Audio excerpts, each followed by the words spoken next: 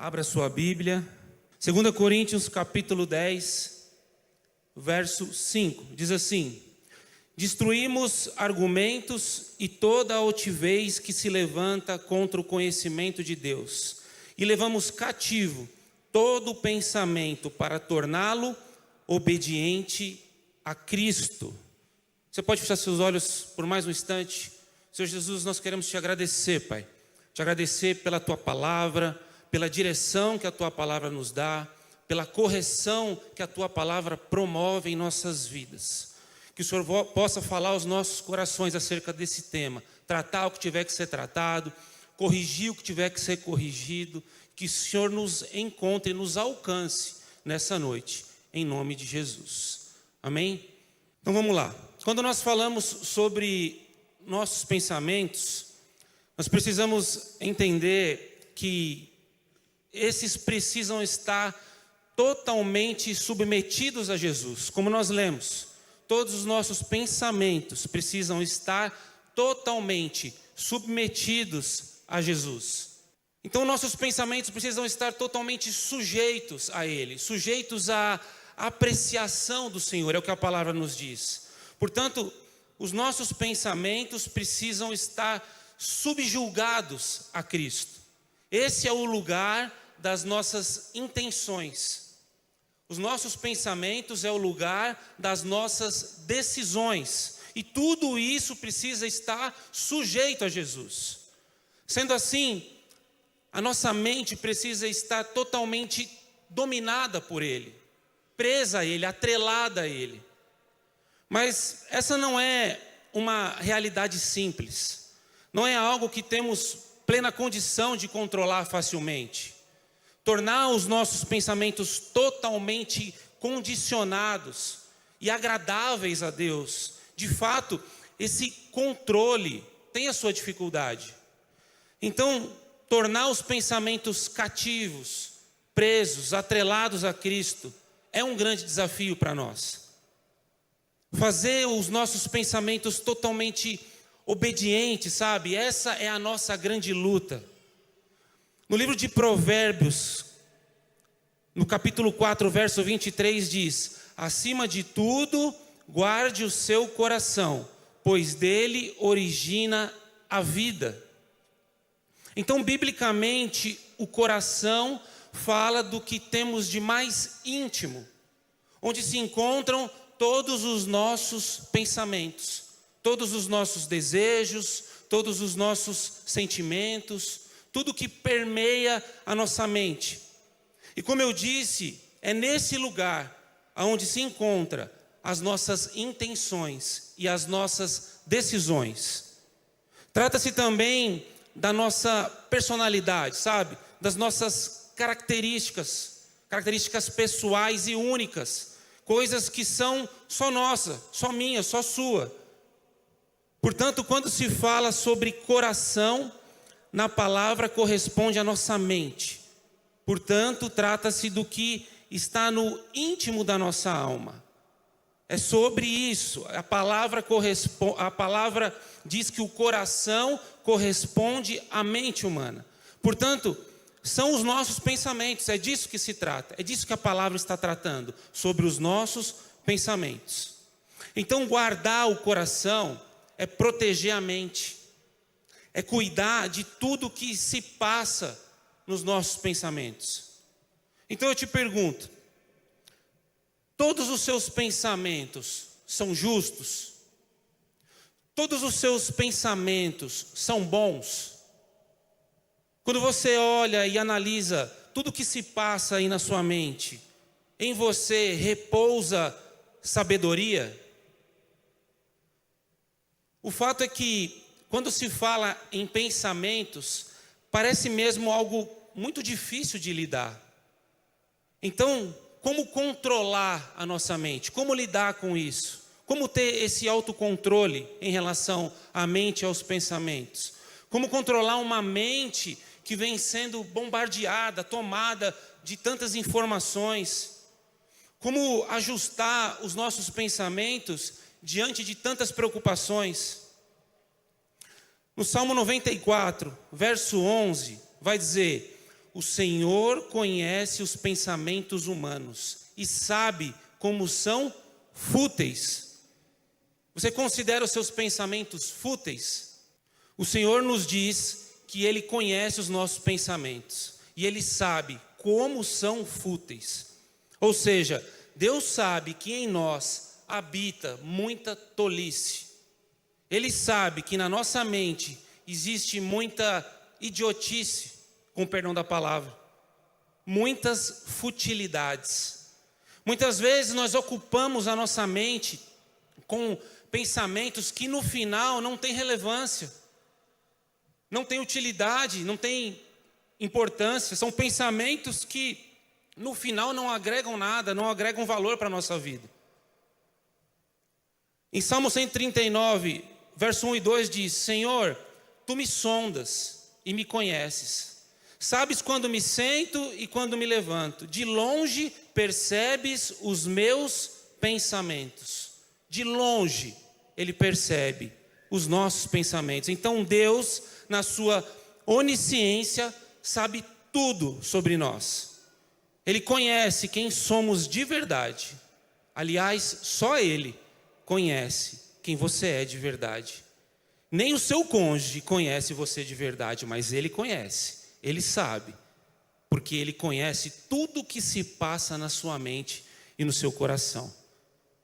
Então Ele conhece quem somos de verdade, no mais profundo esconderijo da nossa personalidade.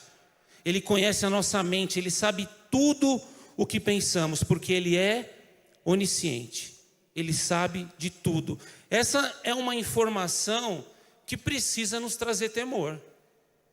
Esse é um dado bíblico que precisa mexer com a gente.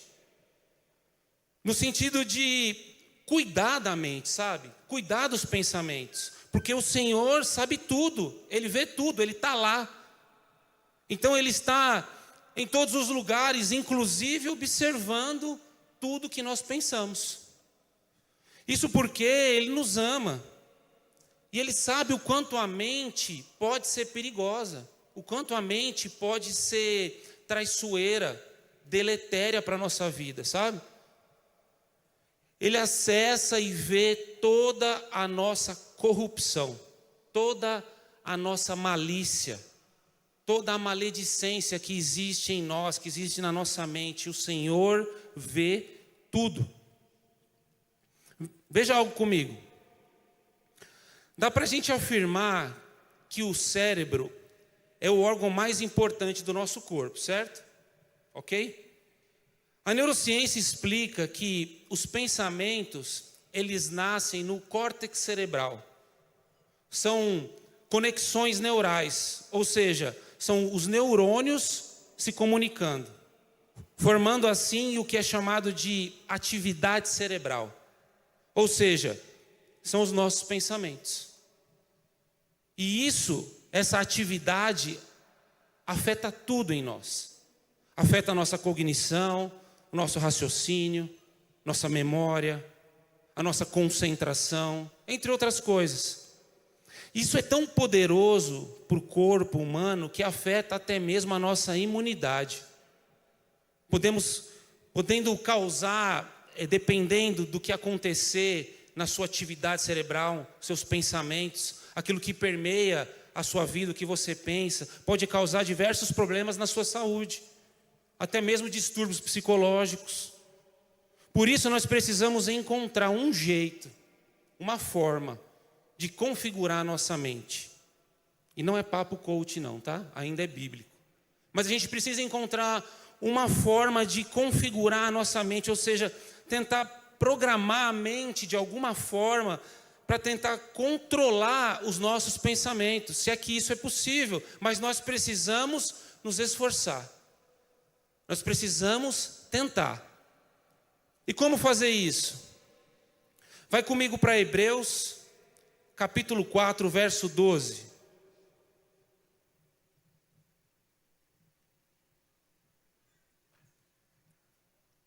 Hebreus, capítulo 4, versículo 12. Amém? Diz assim: pois a palavra de Deus é viva, eficaz e mais afiada que qualquer espada de 2 gumes. Ela penetra a ponto de dividir alma e espírito, juntas e medulas, e é apta para julgar os pensamentos e as intenções do coração.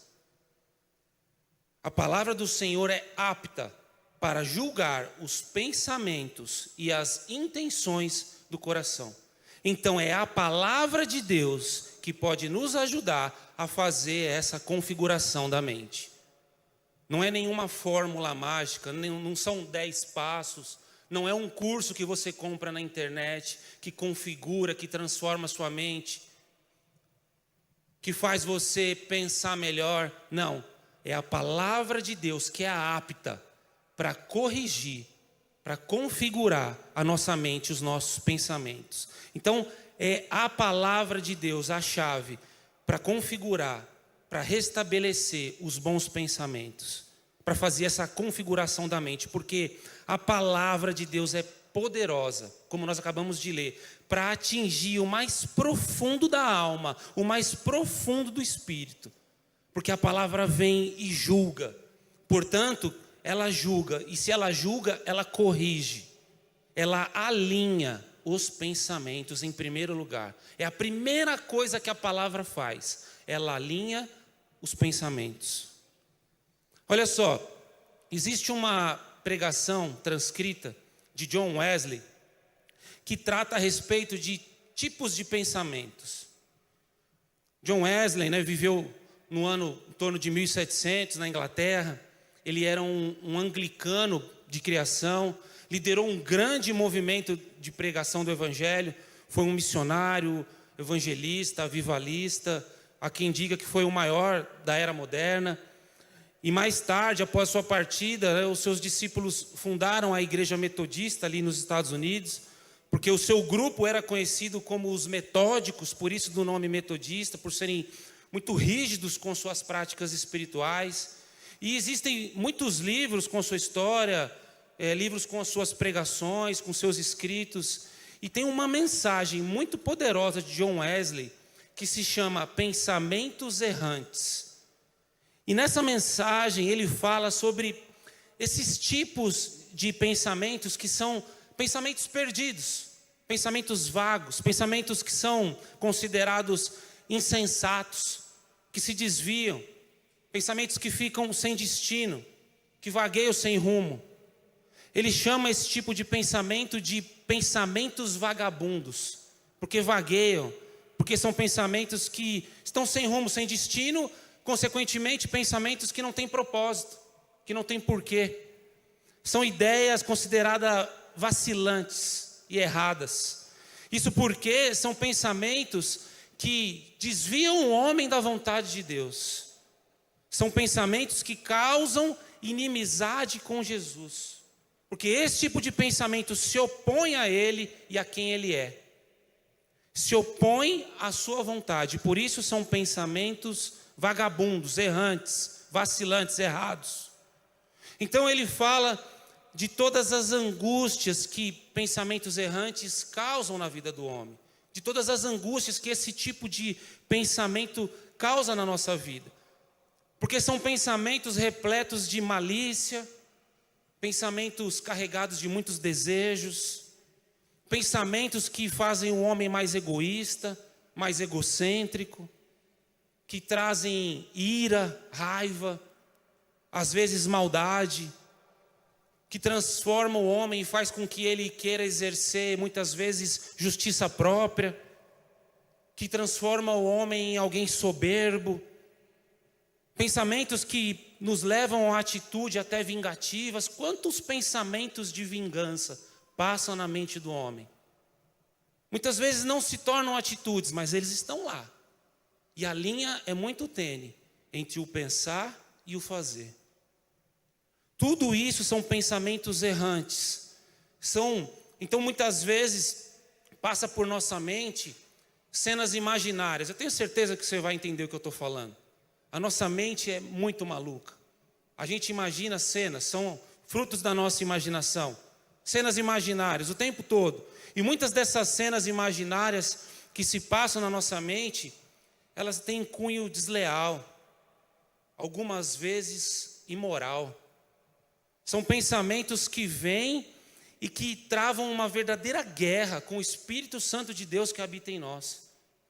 Nós temos uma luta, uma verdadeira batalha sendo travada na nossa mente. Agora, nesse momento, tem uma luta sendo travada na sua mente, para você continuar prestando atenção, para você pensar em outra coisa, um pensamento chamado de intrusivo, de algo totalmente desconexo com o que está acontecendo aqui, e ele vem e domina o seu pensamento, e te tira do foco e te prejudica.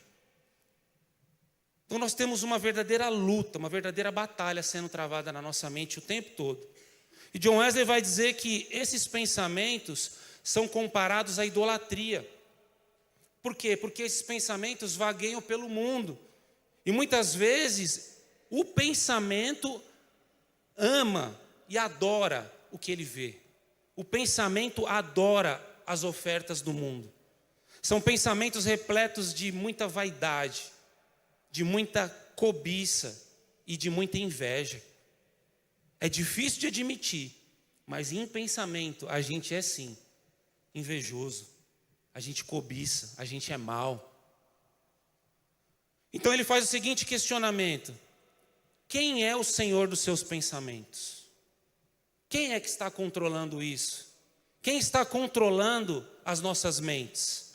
Porque por mais saudável que pareça que a gente está, por mais controlado que pareça que somos, mentalmente e emocionalmente, é inevitável que sejamos tomados, em alguma medida, por algum tipo de delírio. São coisas, como eu disse, meio malucas, sabe? Que passam pela nossa cabeça, que não tem explicação. A imaginação vem e nos consome sem permissão. Muitas vezes nós não queremos, mas os pensamentos vêm. Você diz não, mas a mente não obedece, não adianta. O grande problema de tudo isso é que, enquanto a nossa mente fica vagueando pelo mundo, sabe? O mal, ele acaba encontrando espaço para atacar e muitas vezes para atingir as nossas vidas. Vai comigo para o Evangelho de Marcos, no capítulo 7. Marcos capítulo 7, verso 21. Pois do coração dos homens saem os maus pensamentos, as imoralidades sexuais, os roubos, os homicídios, os adultérios, as cobiças, as maldades, o engano, a devassidão, a inveja, a calúnia, a arrogância e a insensatez. Tudo fruto dos pensamentos dos homens. Todas essas coisas que acontecem, tudo isso que nós lemos aqui, que acontece, que é real, acontece do nada? Ou antes alguém pensou, passou pela cabeça de alguém fazer algo assim, tão terrível, tão ruim? Todos esses males que invadem a vida das pessoas têm uma raiz, têm um início. E todo o início é no coração, na mente, ou seja, nos pensamentos. E para nós, seres humanos, né, de natureza caída, cheio de limitações, fica de fato muito difícil se livrar totalmente disso. Se livrar desses pensamentos errantes, desses pensamentos maus. Se eu falar para você agora, não pense em tal coisa, na mesma hora vai vir na mente, não tem jeito. Sabe, pode ser mais fácil expulsar um demônio do que expulsar um pensamento da nossa mente. E muitas coisas funcionam como gatilhos para pensamentos errantes, para esses maus pensamentos. Talvez uma palavra dita por alguém desencadeie pensamentos assim. Talvez uma história que você escutou, que alguém te contou. Talvez uma notícia na mídia que você viu. São coisas que desencadeiam pensamentos e dão ideias, sabe? Sugere ideias. Mas o fato é que nós estamos, sim, precisamos reconhecer que nós estamos poluindo a nossa mente, jogando lixo para dentro da nossa alma. E o diabo vai sugerindo coisas em nosso inconsciente, assim como ele fez com Judas. A Bíblia diz que o diabo induziu ou pôs na cabeça de Judas, ou ainda diz que o diabo colocou no coração dele que ele traísse Jesus e o entregasse. Então o diabo colocou um pensamento no coração de Judas, uma ideia na sua mente. É como se ele tivesse dito assim: e se você entregasse ele e ainda ganhasse um dinheirinho, hein, que tal? Como se o diabo tivesse jogado assim, sabe? Só um pensamentozinho na mente dele. Ou se ele tivesse dito assim, na mente de Judas: cara, esse projeto dele está demorando muito, né, Judas? Mas se eu te falar que tem um jeito de você acelerar esse processo, resolver logo tudo isso, entrega a ele. Aí ele vai e ele já resolve logo tudo. Eu não sei qual foi a ideia que o diabo pôs na cabeça de Judas, mas esse pensamento que foi plantado na mente dele culminou numa traição. Isso é um fato. A palavra diz assim, lá em João 13, verso 2. Durante a ceia, tendo já o diabo posto no coração de Judas Iscariotes, filho de Simão, que traísse a Jesus. Então foi o diabo que pôs no coração de Judas. Foi o diabo que colocou na mente de Judas a ideia de traição. Óbvio que ele já tinha ali talvez uma propensão ao mal, ou ele pode ter dado ali um espaço para que o inimigo plantasse esse tipo de pensamento. Então, quantas ideias nos são sugeridas em forma de pensamentos errantes? Sabe, pensamentos vagos, intrusivos, ideias assim que surgem. E a gente muitas vezes não dá importância. Mas quem sabe foi uma sugestão do diabo, plantada na sua mente, na nossa mente. Quantas sugestões o inimigo nos faz em forma de pensamentos. Sugestões, como eu disse, de vingança, justiça própria. Quantas sugestões de doenças, pensamentos de morte. Ele nos induz a pensar que nada vai dar certo, não adianta. Quantos pensamentos de medo, de pavor, de desespero são sugeridos pelo diabo? Quantos pensamentos suicidas o diabo tem plantado nas mentes e nos corações? Sugestões de culpa. Ele até mesmo sugere que Deus não te ama. Não adianta, Ele não te ama. Quantas sugestões assim o diabo faz na mente humana? Ele até mesmo sugere isso. O diabo também sugere que tudo e todos estão contra você, por isso que nada dá certo, por isso que as coisas não acontecem. Quantas sugestões malignas ele tem plantado nas nossas mentes. Em 1 Coríntios, no capítulo 14, no verso 20, diz: irmãos, não sejam como crianças no modo de pensar. Com respeito ao mal, sejam como crianças, mas quanto ao modo de pensar, sejam maduros. Então, quantos pensamentos imaturos, quantos pensamentos infantis nos cercam, quanta bobeira, quanta perda de tempo tem tomado a nossa mente, porque nos falta sim maturidade no modo de pensar. Quando a gente vê alguém imaturo no modo de agir, é porque o modo de pensar é imaturo, é infantil. Nos falta buscar então, diante disso, sabedoria no Senhor, para que a mente seja madura, para que o modo de pensar deixe de ser infantil. E muitas coisas que nós vemos, que nós assimilamos, que nós consumimos, influencia sim a nossa forma de pensar. Muito do que consumimos influencia os nossos pensamentos e pode fazer com que nós tomemos atitudes precipitadas. É esse o grande problema. Os pensamentos vêm e muitas vezes se transformam em atitudes, e muitas vezes são atitudes precipitadas que podem desencadear em consequências graves. Por exemplo, quando a gente vê tantos divórcios acontecendo, pessoas que casam e descasam numa facilidade, estão aí no 3º, 4º ou até mais casamentos. Então olhar para esse cenário, para essa realidade, pode te dar ideias. E aí no momento da crise no seu casamento, e ela vem, aí você pode pensar, mas tanta gente separa, né? Por que não largar? E os pensamentos muitas vezes se tornam atitudes, e atitudes precipitadas. Esses pensamentos que a gente chama de vagos, eles induzem a tomar certas atitudes, são verdadeiros delírios ou confusões mentais. A gente pode chamar de pensamentos delirantes. E esses pensamentos, na maioria das vezes, não condizem com a essência de quem você é. Não condizem com quem você é de verdade. São pensamentos plantados, que não são seus na maioria das vezes. Não condizem com quem você é. Aí você para e se pergunta, meu Deus, por que eu estou pensando isso? Que loucura é essa? Da onde vem isso? Eu não sou assim. Porque realmente não é seu, não faz parte de você. É uma sugestão maligna, sabe? Às vezes pode ser muito desesperador tentar controlar certos pensamentos, né?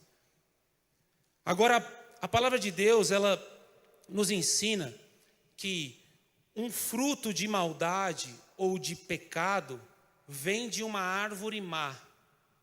E uma árvore má talvez seja má porque tem raízes contaminadas. Mateus capítulo 7, verso 17 e 18, diz assim: assim toda árvore boa produz bons frutos, porém a árvore má produz frutos maus. Não pode a árvore boa produzir frutos maus, mas nem a árvore má produzir frutos bons. Então a reflexão que eu faço acerca disso é: o pecado, ele tem início, ele tem raiz. Os frutos de uma árvore, eles começam a nascer aonde? Na raiz, certo? Então os frutos de a árvore, eles têm início ali na raiz. Então, qual é a raiz do mal? Qual é a raiz do pecado? Qual é a raiz dessas atitudes que eu disse que são precipitadas, que te prejudicam, que te fazem mal? Onde nasce isso? Aonde começa? E a resposta é: nos pensamentos. Tudo começa nesses nossos delírios. Tudo começa nessas nossas divagações. São pensamentos errantes, como classificou John Wesley. Então a raiz das ações está na alma, na mente, nos pensamentos. Como foi que o diabo tentou Jesus no deserto? Mostrou-lhe o mundo todo e disse: tudo isso pode ser seu, se prostrados me adorar. E é exatamente assim que ele faz com a gente. Ele nos mostra o mundo. Ele apresenta todos os prazeres do mundo, na expectativa de que nós nos prostremos. Então ele faz com que os nossos olhos vejam o mundo, com que nós venhamos a contemplar os prazeres mundanos. E a nossa visão é apenas uma janela. E essa janela gera os pensamentos. E tais pensamentos podem ser o próprio pecado, ou até o que antecede o pecado. Eu classifiquei como pré-pecado, mas o termo bíblico adequado talvez seria a tentação.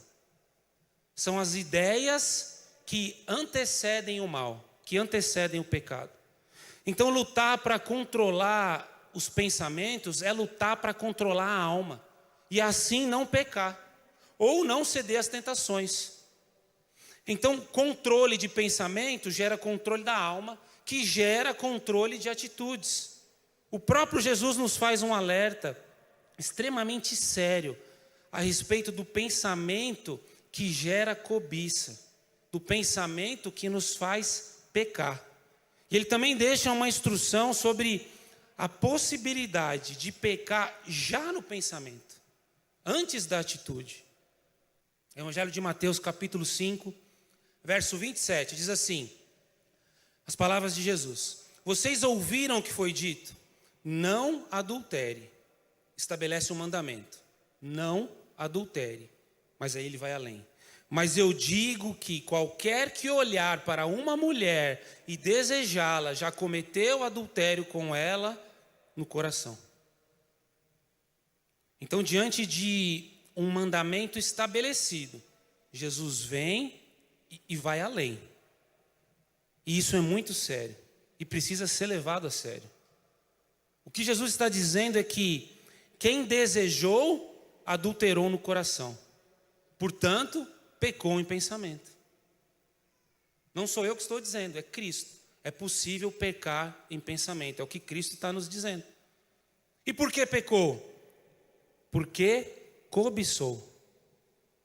Não como quem cria uma fantasia louca na mente, não, mas como quem planeja na mente. Como quem cria um desejo obstinado de possuir, sabe? E geralmente esse desejo, ele vem temperado com a inveja. Querer possuir o que não é seu, o que não te pertence. Por isso se compara à idolatria, porque adorou na mente o desejo de ter. Ou seja, embarcou no pecado. Mesmo que em pensamento, mas se deixou levar pela cobiça, então pecou. Em Êxodo 20, verso 17 diz: não cobiçarás a casa do teu próximo, não cobiçarás a mulher do teu próximo, nem o seu servo, nem a sua serva, nem o seu boi, nem o seu jumento, nem coisa alguma que pertença ao teu próximo. E em Colossenses 3,5 diz: fazei, pois, morrer a vossa natureza terrena, prostituição, impureza, paixão lasciva, desejo maligno e a avareza, que é idolatria. Olha só, outro exemplo sobre pecar em pensamento. 1 João, capítulo 3, verso 15. Diz assim: quem odeia o seu irmão é assassino. Quem odeia o seu irmão é assassino. Existe um mandamento que diz que assassinar é pecado, mas Jesus vai além. Quem odeia o seu irmão é assassino. E vocês sabem que em nenhum assassino permanece a vida eterna. Ou seja, está condenado ao sofrimento eterno. Então assassinar é pecado. Quem tira a vida do outro está condenado por ter infringido uma lei, um mandamento. Mas Jesus vai além do mandamento. Ele diz que o ódio pelo outro é como matá-lo no coração.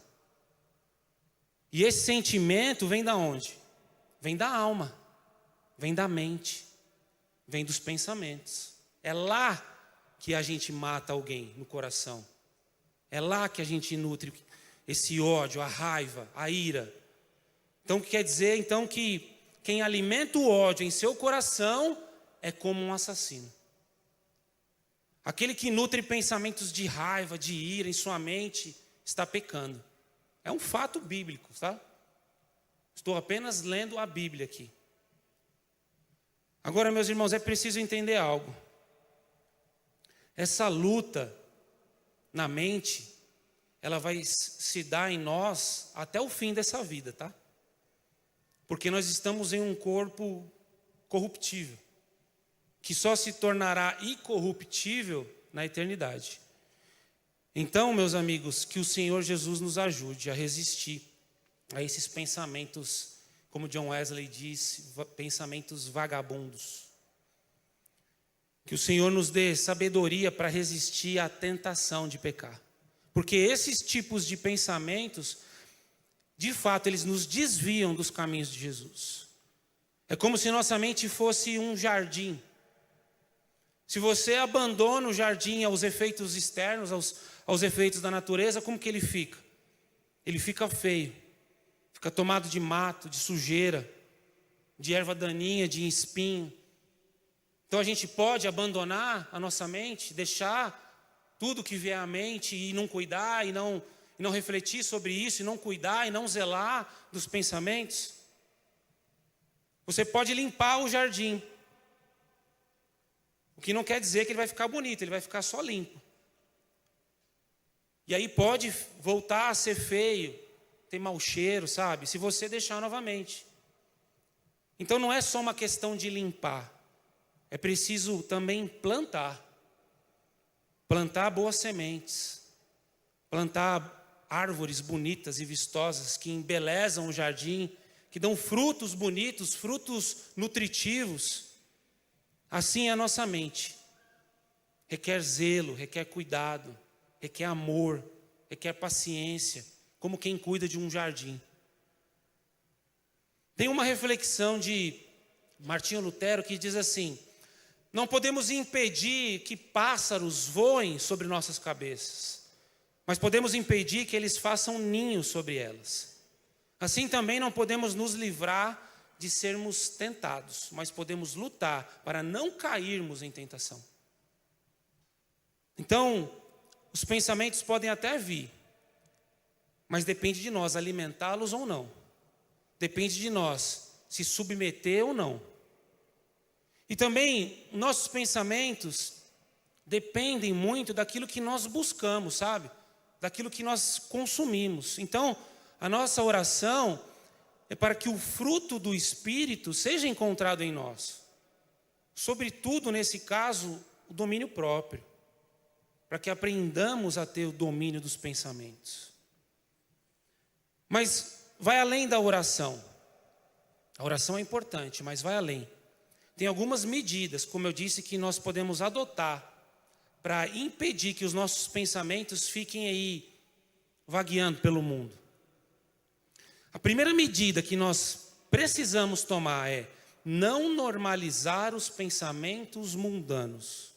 Não normalizar pensamentos que a gente sabe que é pecado. Isso porque não é normal. Não é normal ter pensamento de caráter imoral, ter pensamentos sujos. Não é normal. Esse tipo de pensamento não pode ser alimentado, muito menos normalizado. Em Romanos 12:2 diz: não se amoldem ao padrão deste mundo. Você está cansado de ler isso, mas transforme-se pela renovação da sua mente, para que vocês experimentem a boa, agradável e perfeita vontade de Deus. Então, o mundo não pode nos moldar. Não pode moldar os nossos pensamentos. Então, não se amoldar ao mundo, que a gente tanto lê e tanto fala. O que é isso? Não se amoldar ao mundo. É não achar que tudo é normal. Não tem nada de normal em pensamentos imorais. Não tem nada de normal para nós em um mundo que é imoral. E a gente sabe disso. A nossa mente precisa ser renovada todos os dias pelo Espírito Santo de Deus, para que ela não seja moldada pelo padrão desse mundo, porque nós estamos nele, mas nós não pertencemos a ele. Em Filipenses 4:8, diz assim, Filipenses capítulo 4, verso 8. Finalmente, irmãos, pensem em tudo o que for verdadeiro, pensem em tudo o que for digno de respeito, tudo o que for justo, tudo o que for puro, tudo o que for amável, tudo o que for de boa fama, pensem em tudo que houver alguma virtude ou algo de louvor. Pensem em algo que louve ao Senhor. Então o fato é que nós precisamos colocar limites naquilo que nós vemos, naquilo que nós consumimos. Consequentemente, vamos colocar limites naquilo que pensamos. Precisamos nos esforçar todos os dias para limpar o jardim, sabe? Para limpar esses pensamentos imundos. E alimentar esses pensamentos que a palavra aponta como pensamentos de paz, pensamentos verdadeiros. Alimentar pensamentos que expressem a verdade, que expressem respeito, que expressem o que é justo, o que é certo, o que é correto. Nutrir pensamentos amáveis, pensamentos virtuosos, que geram genuíno louvor. Amém? A segunda medida que nós precisamos tomar em relação aos nossos pensamentos: proteja os seus pensamentos, não consumindo lixo. Procure se alimentar de conteúdos que te edificam. Hebreus 3:1 diz: portanto, santos irmãos, participantes do chamado celestial, fixem os seus pensamentos em Jesus, o apóstolo e sumo sacerdote que confessamos. Você confessou Jesus? Então fixe o seu pensamento nele. Então ter pensamentos em Cristo é tê-lo como um filtro para tudo que nós vamos ver, para tudo que nós vamos consumir. Mas o fato é que nós temos muitas desculpas. A gente é muito bom em dar desculpas para dizer que não dá para evitar certos conteúdos. Muito por causa, talvez, do celular. A gente dá desculpa que precisa do celular, que precisa olhar o celular. A gente é especialista em dar desculpa. Não dá para evitar certos conteúdos, né, por causa do celular. A famigerada necessidade do celular, mas dá para evitar sim. E é o que nós precisamos fazer. Evitar aquilo que pode bagunçar a nossa mente, os nossos pensamentos. Colocar limites, restringir conteúdos. Dá para fazer. Usar o filtro que está no nosso coração, que é Jesus. Permitir ser constrangido pelo Espírito Santo. Porque Ele promove sim constrangimento quando a gente olha, observa algo que não é para nós. E que esse constrangimento venha moldar, assim, os nossos pensamentos, para que ele seja fixado no nosso Senhor. Em Colossenses 3:2 diz: pensem nas coisas do alto, não nas coisas da terra.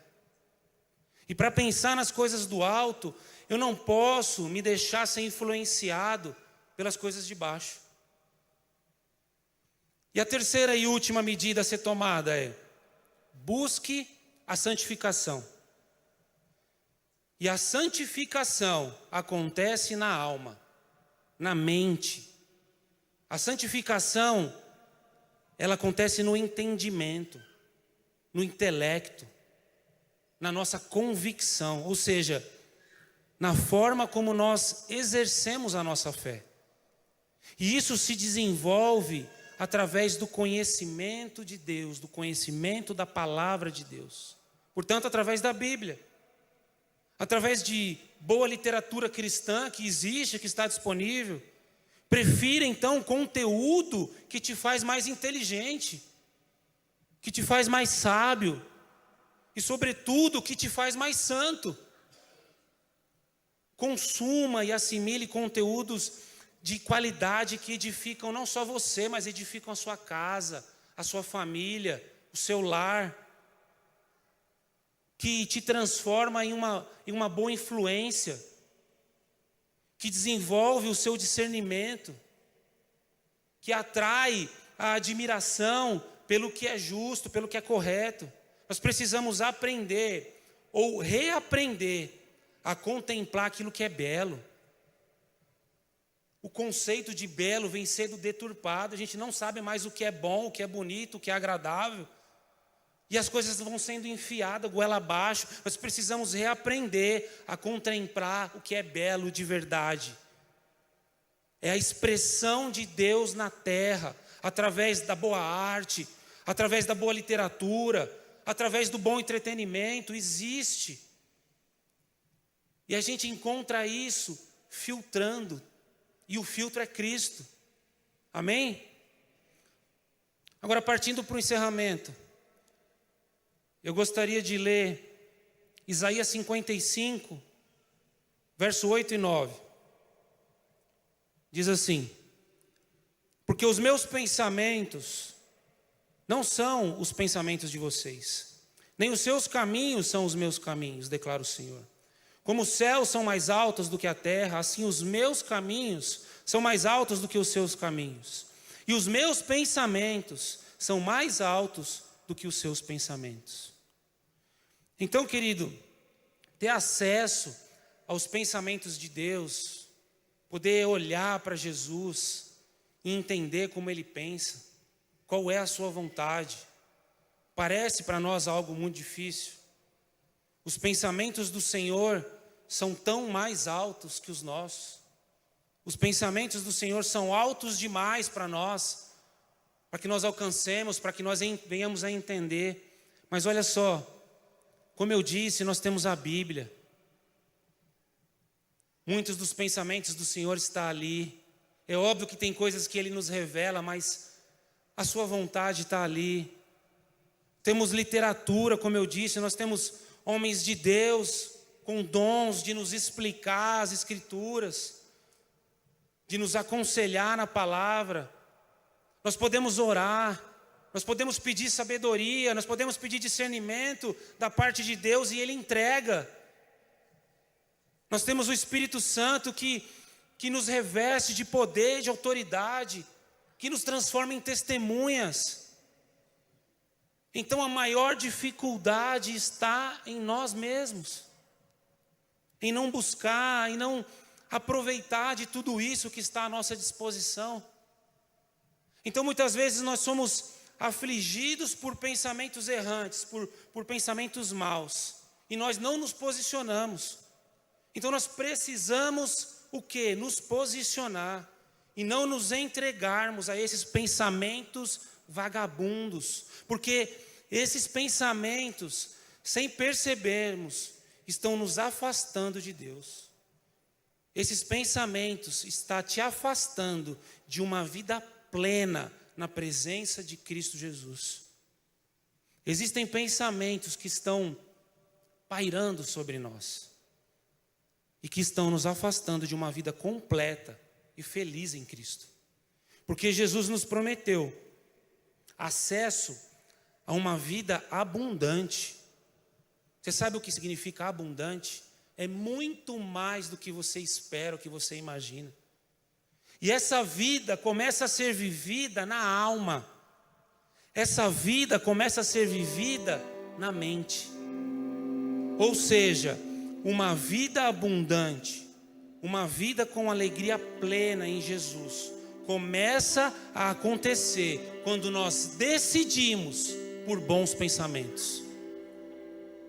Então eu te convido a preencher a sua mente e o seu coração das coisas do alto.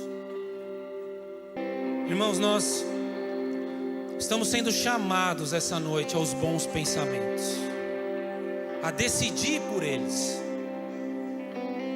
decidir por pensamentos de paz e não de guerra, porque a palavra diz que bem-aventurado os pacificadores, feliz daquele que está em paz com seus pensamentos, feliz daquele que tem santos pensamentos.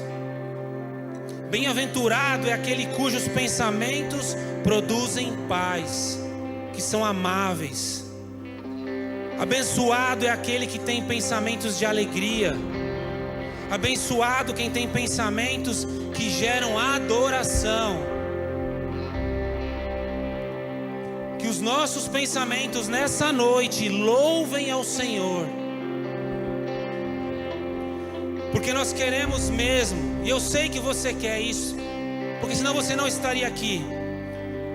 O que nós queremos mesmo é estar mais perto de Deus.